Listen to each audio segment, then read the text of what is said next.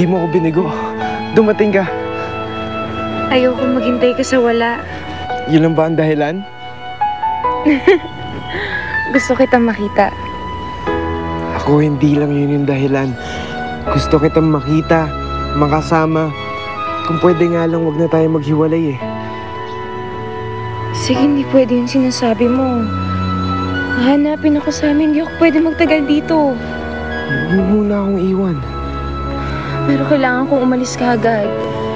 Hindi mo alam kung ano yung gulo nangyari sa amin kanina. Ayoko nang maulit yun. Eden, please. Huwag ka muna umalis. Ilan oras pa lang kita hindi nakikita. Para na akong pinaparusahan. Hindi ko kaya wala ka. Kasi, mahal na kita, Eden.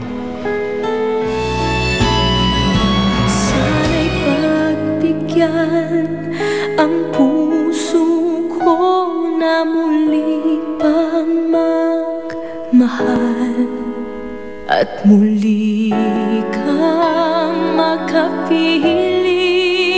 Mahal ko iyon. Ay, nasasaktan ko ako! Lumayas ka! Huwag na huwag mo kami susundan! Parang huwag niyo naman gawin sa akin to. Buo na ang pasya ko. Hindi na yun magbabago. Magpapakasal ka kay Amon. Bukas! Gusto ko gumawa tayo ng mundo na malayo dito. Malayo sa kanila. Hindi tayo magiging masaya.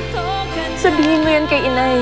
Mahal ko po si Sig, pero ayoko pong saktan ng inay at itay. Balang araw, pasasalamatan mo pa kami sa ginawa naming desisyon para sa'yo. Si Eden? Wala na si Eden. Sumama na sa taga Maynila.